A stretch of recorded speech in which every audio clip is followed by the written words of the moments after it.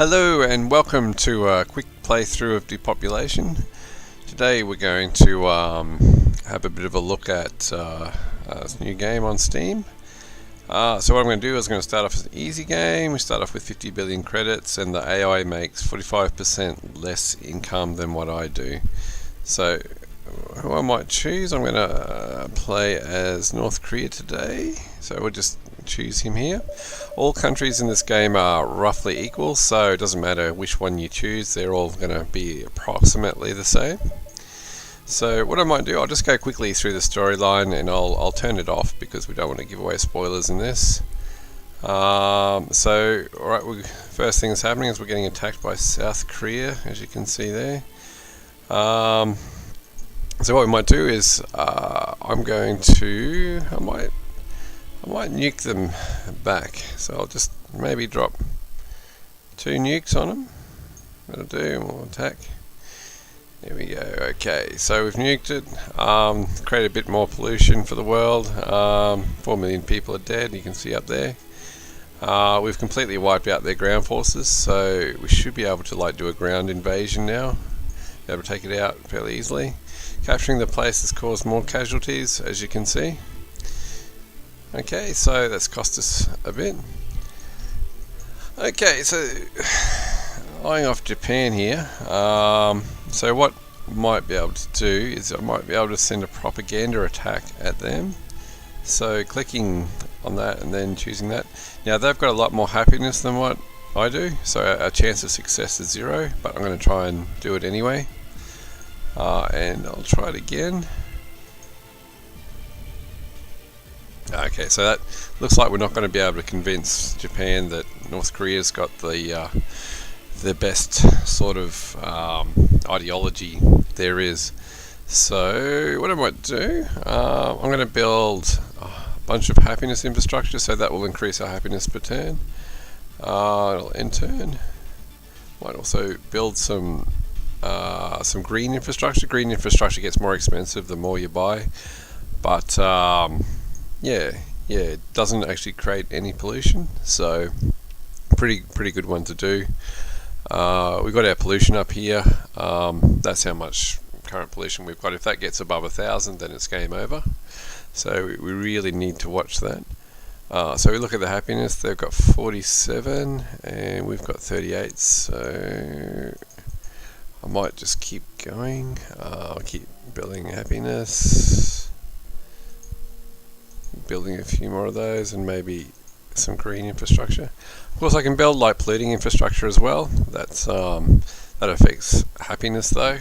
It's fairly cheap, but gives you like 0.1 billion a turn, so it takes about 10 turns to pay for itself, but it's well worth doing. Okay, so our happiness is 59. We could probably have a bit of a go at them again next time with a propaganda attack, so let's go. Okay, so we didn't win then, but we reduced it by a lot. We're still on 0% chance of success. Oh, I think next time we'll get them. Okay, so alright, so we ran out of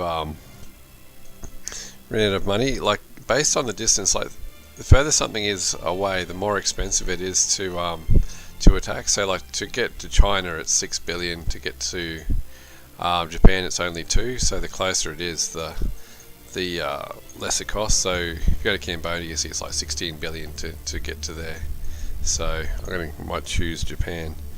So let's do that. Alright, so we've done this and no one was killed to do that. So it's just like we've formed an alliance with Japan, and growing from there.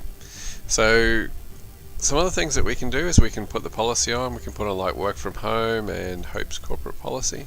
So those two don't have any real issues with. There's no negatives to putting those on, so we may as well throw them on.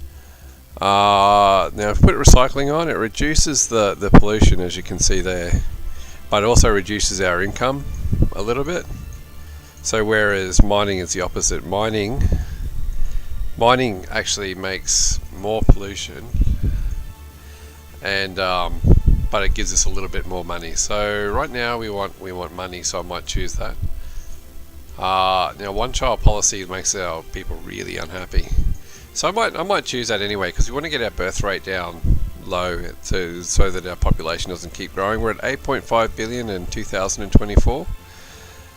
And what are some others? I might just put them all on. I'm going to make everybody really unhappy, and then try and maximize, get the birth rate down really low, and go from there. So if I like pass a couple of turns, I'll keep building green infrastructure. So I end turn, getting some more green infrastructure, pump up that a bit.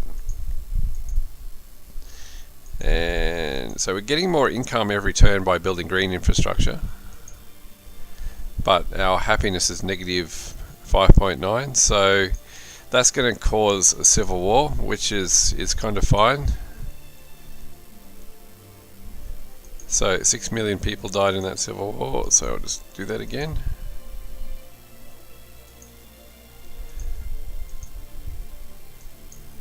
Alright, there we go. So another thing that we can do, we've got a fair bit of money. We can build an environmental wonder. We can build like 1 trillion trees, which is just a quick way to get rid of some pollution and reduces our pollution per turn.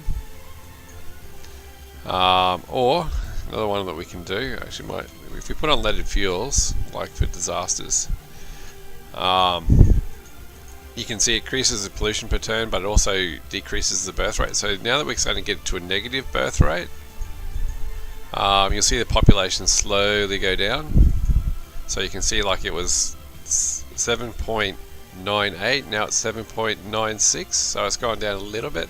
And then I suppose like after a while, like that'll eventually get the world's population down if we've got like a negative birth rate. So that's one way to do it. Also the civil war, like because people are incredibly unhappy, they keep killing each other.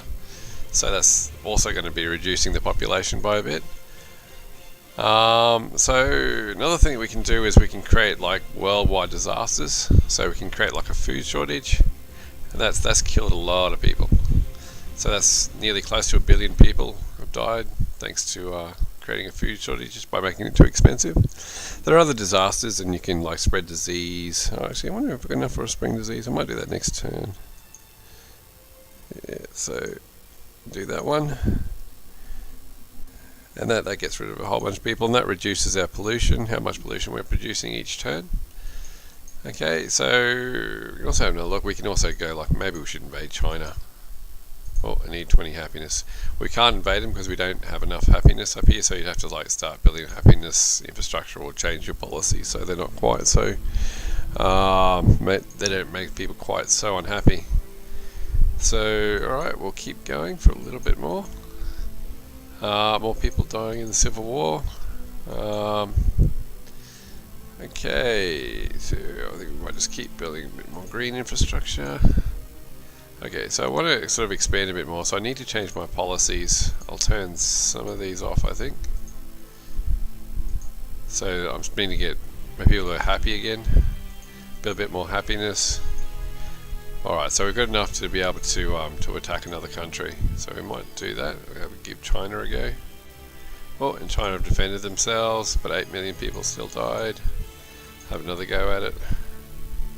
Alright, so now we've taken over China. Excellent. So, yeah, there's also a pretty involved, like a little bit of a storyline involved there too. But we're just playing without it, so you can check that out as well. But yeah, that's basically the game. Like if you get confused with anything, you can always just hover over anything, and it's got the tooltips. It tells you what it does. Of course, like these things, like these max buttons, builds the maximum number of items that you want, that you can actually afford. So you can go from there. You can just hover over this, how to win, like what you're supposed to do. You're supposed to try and reach the world population down to 400 million, or conquer 80% of the world. So the way you lose is by getting like over 1,000 pollution, or getting taken over by another country. So if we zoom out, we might just have a little look around the world, because it really is a beautiful world. It's one of the best train rendering systems I've ever seen inside a computer game. The the resolution of it is like 21,000 pixels by about 10,000 pixels, I think. There's over 24 different terrain systems like stitched together to create it, and it's also got like height maps, so you can see like everything's undulated, exaggerated heights, and yeah, I mean you can just, even just like in a game like this, just going around just having a look at the world, you know, it's just fantastic. I absolutely love it, because then you can just see the world as like, you know, things that cause people all sorts of problems. Like you can understand, like when you see the California coast like this, and you've got this big mountain range, you can understand why, you know, why it was so difficult to build a railway across all this bloody mountainous region when they did it in the 1800s, or you know, over in Italy when I think it was Hannibal who attacked over the Alps, and why he had such trouble attacking over the Alps into Rome over here, because you can see the mountains there, and like see how they form this like natural barrier from people getting through. So you hear these stories, but you can't quite understand them unless you actually see the terrain and understand what happened. And like, yeah, other places like Ethiopia, like a very mountainous sort of region, you don't realise quite how mountainous it is just from it. So, but anyway, thanks for having a listen to the quick playthrough, and yeah, hope you enjoy the game. Okay, bye bye.